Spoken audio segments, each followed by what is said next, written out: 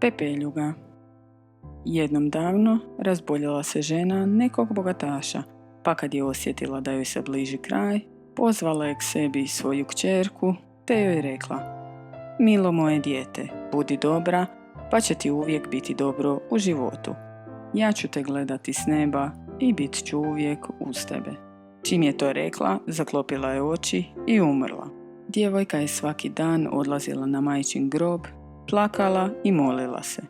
Kad je došla zima, grob je prekrio debeli snježni pokrivač, a u proljeće, kad se snijeg otopio, oženio se otac drugom ženom. Druga je žena dovela u kuću svoje 2 kćeri, na prvi pogled lijepe, ali u duši pokvarene i zle. Zar da ova glupača sjedi s nama za stolom? Ako želi jesti, neka to zasluži.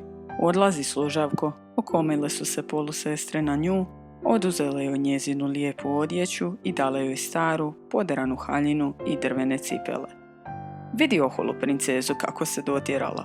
Rugale su joj se i otjerale je u kuhinju. Od jutra do mraka morala je raditi teške poslove. Ustajati u zoru, nositi vodu sa zdenca, ložiti vatru, kuhati i prati. Uz to su joj polusestre činile svakakve pakosti. Prosule bi zrna graška u pepeo, a ona bi ih morala skupljati. Kad bi uveče kronula od umora, morala bi leći u pepeo kraj ognjišta jer nije imala kreveta. Kako je uvijek zbog toga bila prašnjava i prljava, prozvaše je Pepeljuga.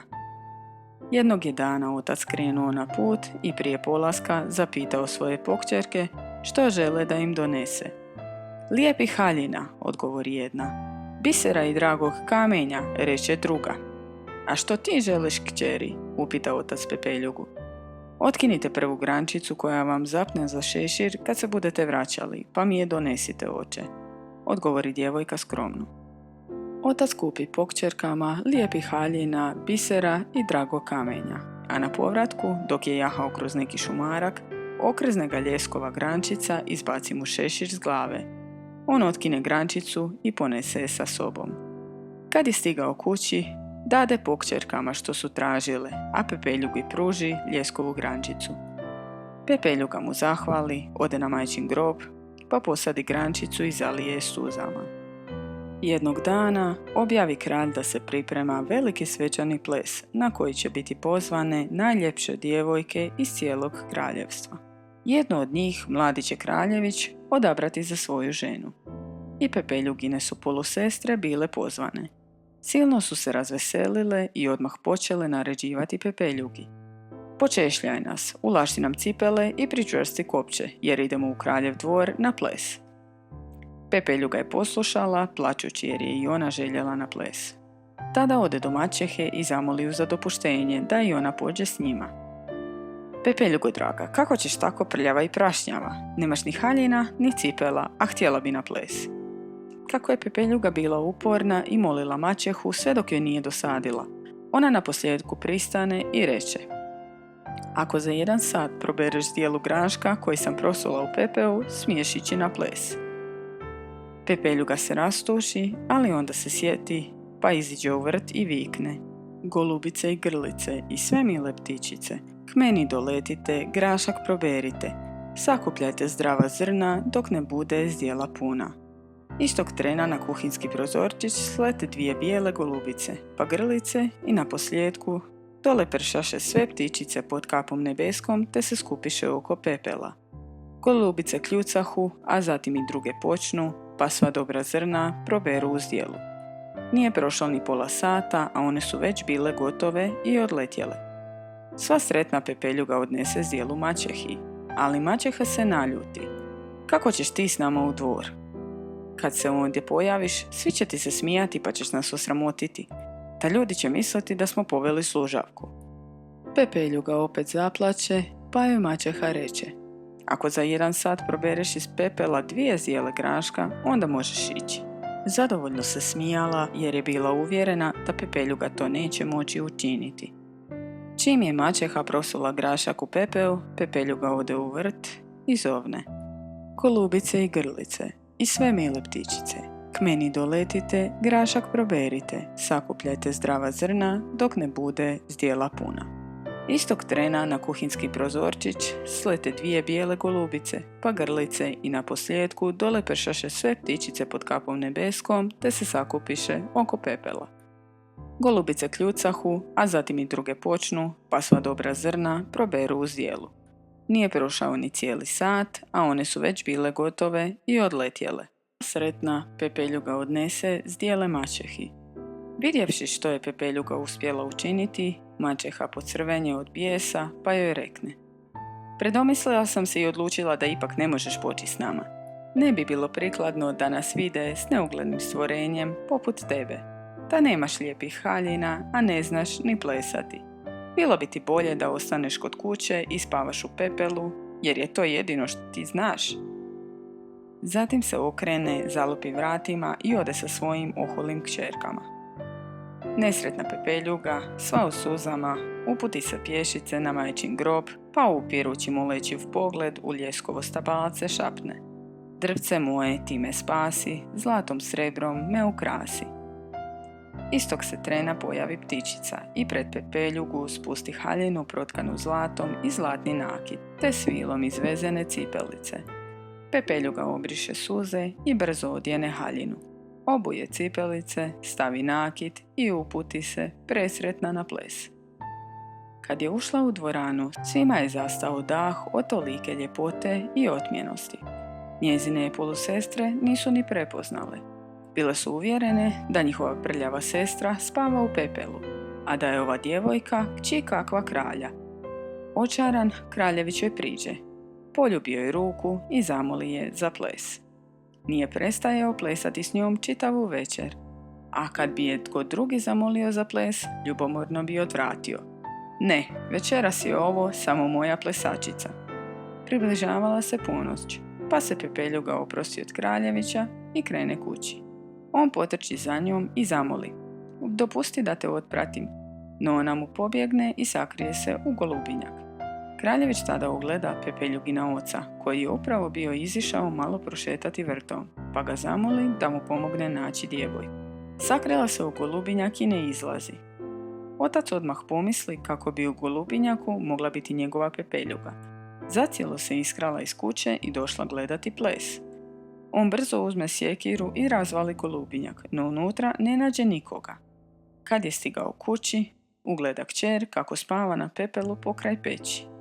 Nasmije se u sebi, sjetivši se kako je pomislio da je Pepeljuga ona tajanstvena djevojka koja se sakrila u golubinjaku. Nije znao da je ona pobjegla iz vrta i odjurila do ljeskova stabalca. Ondje se brzo presvukla i otrčala kući, pa legla u pepeo pokraj peći. Kako kraljević nije uspio naći svoju odabranicu, i drugog se dana održavao ples u dvorcu. Opet su došle sve lijepe djevojke, još ljepše odjevene.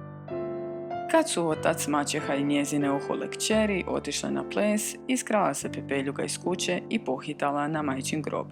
Stala je pod ljeskovo stabalce i zamolila: Drvce moje, ti me spasi, zlatom srebrom me ukrasi. Opet se pojavila ptičica i spustila pred nju haljinu protkanu zelenim smaragdima, još ljepšu od one prije. Uz to dobila je i prekrasan nakit i srebrne cipelice. Za to je vrijeme kraljević tužan sjedio za stolom i pogledom tražio svoju odabranicu. Prilazili su mu mnogi prijatelji i nagovarali ga da pleše s mnogim lijepim djevojkama, no on je samo odmahivao rukom. Kralj se već bio silno zabrinuo za svojega sina, ali tada u dvoranu uđe Pepeljuga, blistajući od ljepote. Ugledavši je, kraljević odmah živne, pa ne gubeći ni trenutka, zamoli je za ples. Nitko joj se drugi nije usudio približiti, jer je kraljević svima govorio da je ona samo njegova plesačica. Približavala se ponoć i Pepeljuga se iskrade. Kraljević pođe za njom, želeći otkriti gdje živi. No Pepeljuga ga je vidjela, pa se brzo popne na kruškovo stablo i sakrije u gustoj krošnji. Kraljeviću se učini da u krošnji vidi svjetlucanje, pa zamoli Pepeljugina oca, koji se i te večeri šetao vrtom, da mu pomogne naći djevojku. Otac opet pomisli kako bi tajanstvena djevojka mogla biti njegova Pepeljuga, koja se iskrala iz kuće i došla gledati ples. Dohvati sjekiru i posjeće stablo, no ne nađe nikoga. Zatim požuri kući, a ondje zatekne Pepeljugu kako šije u svjetlost petrolejke. Nije znao da se Pepeljuga neopazice spustila s drveta i otečala ptičici vratiti svoju raskošnu odjeću i nakit. Kada su i treći dan svi otišli na ples, ona se opet iskrala iz kuće i pohitala na majčin grob. Kleknula je ispod ljeskova stabalca i zamolila: "Drvce moje, ti me spasi, zlatom srebrom me ukrasi." Tog puta ptičica spusti pred nju haljinu protkanu dijamantima i zlatne cipelice. Pepeljuga se uputi u kraljev dvor i nasmijana uđe, a sve su je dame promatrale zavidno, a ipak zadivljeno. Kraljević odmah krene prema njoj, ali zaustavi ga majka kraljica i šapne mu na uho: "Večeras naredi slugama da stubište premažu smolom, pa ćeš tako na posljedku doznati tko je ta lijepa djevojka koja ti se toliko sviđa." Zadivljen majčinom dosjetljivošću, kraljević naredi slugama da tako učin i uputi se svojoj miloj plesačici. I te je večeri kraljević cijelo vrijeme plesao s Pepeljugom, ne ispuštajući je iz ruke. A sve su dame iz kraljevstva ljutito mahale lepezama, čekajući da i na njih dođe red. Vrijeme je letjelo, a kad se približila ponoć, Pepeljuga poželi kraljeviću laku noć i pohita niza stube, tako brzo da ju je bilo nemoguće stići. No nije primijetila da je stubište premazano smolom. Kad je stala na zadnju stubu, zalijepio joj se za nju zlatna cipelica. Znala je da se ne smije zaustaviti, pa ostavi cipelicu i otrči što je brže mogla. Kraljević ju je pokušao slijediti, ali ubrzo shvati da ga je i ovog puta nadmudrila. Razočaran krene natrag, no tada ugleda njezinu zlatnu cipelicu. Sretne u vrtu svoju majku, a ona mu savjetuje da pošalje slugu s cipelicom od kuće do kuće. Pa kojoj djevojci noga stane u tako majušnu cipelicu, bit će njegova odabranica. On je opet posluša, pa pošalje slugu da ide od dvorca do dvorca, od kuće do kuće, sve dok ne pronađe djevojku kojoj pristaje cipelica. Sluga je dugo tražio, pa je na posljedku pokucao i na vrata kuće u kojoj je živjela Pepeljuga. Ode k njezinom ocu i objasni mu što traži. Čuvši ga, maćeha odjuri svojim kćerima i naredi im: "Ma koliko vam tjesna bila cipelica, obujte ju, ne obazirite se na bol, jer će samo tako jedna od vas postati kraljica."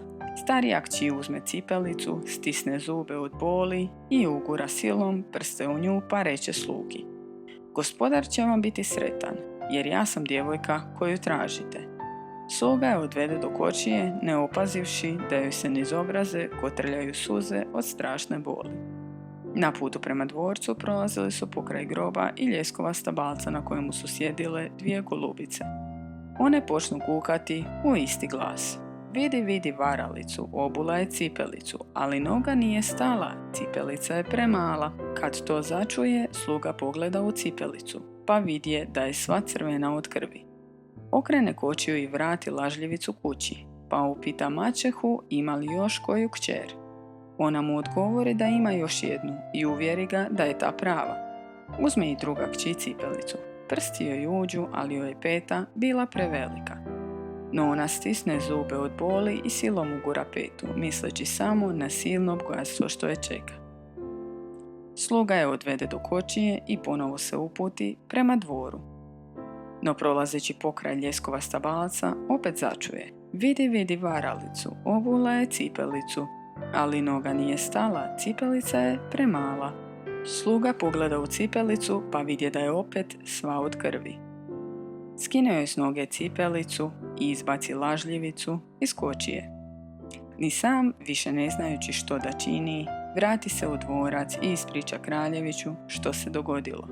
Čuvši to, uzjaha kraljević najbržeg konja i s cipelicom u ruci pokuca na vrata Pepeljugine kuće. "Ni ova nije prava," ljutito će kraljević. "Nemate li još koju kćer?" "Ne," odgovori otac. "Još je jedino Pepeljuga u kući, siroče iza moje pokojne žene, ali ona ne može biti ta koju tražite." Kad je kraljević zatražio da mu i nju pošalju, umješa se zla maćeha. "Ne, sva je prljava, ne smije se pokazivati. No kraljević ju je svakako želio vidjeti, pa su je morali pozvati. Ona malo opere lice i ruke, priđe kraljeviću i pokloni se.